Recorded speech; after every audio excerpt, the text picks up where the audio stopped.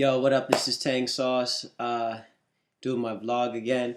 Just wanted to give you guys a little bit of my day today, which was really dope. Let's see here.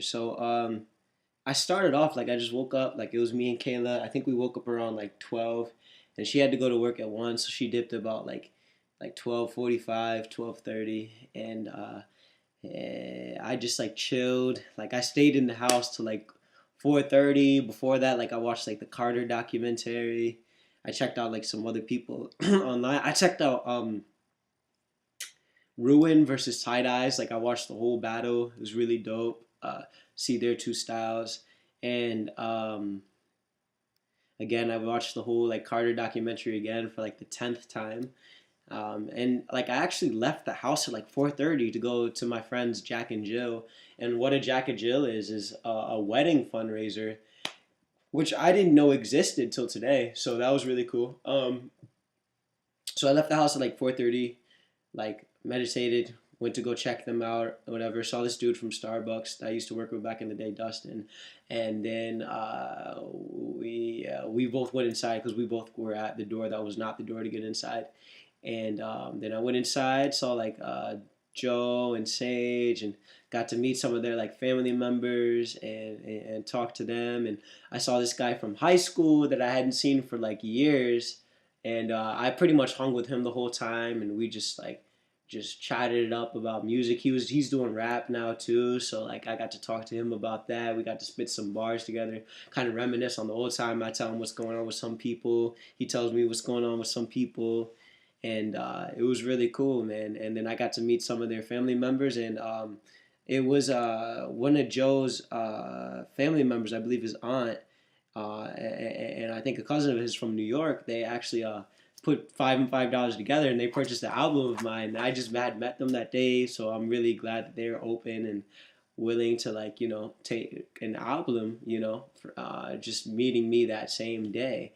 And um and then, so I left that spot, took the Uber to the next spot, said peace to and congrats to like Joe, said like peace and congrats to like Sage. I left like a portrait, like, or like a painting, because it was a really cool event. Like they had like paintings, like that you could paint, and like there was like all ages there, and like they had like canvases, and they had like a full on raffle. Like it was really well organized. It was like an esoteric espresso like event, for their Jack and Jill. It was like kind of like the theme. So there was like coffee, there was like a French press and like little teas and stuff like that, and they had like meatball and pasta and stuff like that.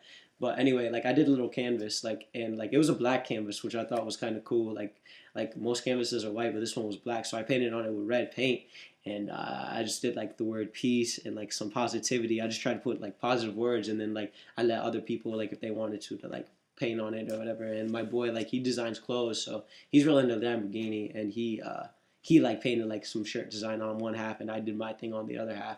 And people like hopped in there, another one of Joe's family members just like, oh, that's very nice, so that was cool. It's just cool to be open. The first time that I saw Joe's family mates, I was just like chilling, having fun. I happened to make eye contact with one of them while I was dancing, and they were all in the fun, so it was cool. And they happened to buy the album, so that was great. And then I moved on to the next spot. I tried to get heads involved, like to go down to see R.A. the Rugged Man and Afro and my boy Dante that were down at the Webster Theater today. But I just went solo because I was like, you know what, I'm just gonna go no matter what. Like even if like nobody, like if I have to go solo, like that's straight. Like I'll just go. So I went down there, took an Uber, and I got my ticket. Just being nice to like all the door people and whatnot. Just everybody that I see. Just trying to get out there and just network. And just vibe. Just have fun, be myself. And I saw like one person, like they wanted to buy my album. This dude, Average Citizen, like he wanted to buy the album, so that was really cool. He was supporting, and like at one point there was like a circle of people around me, like while I was spitting, and they wanted to buy the album, which was really cool.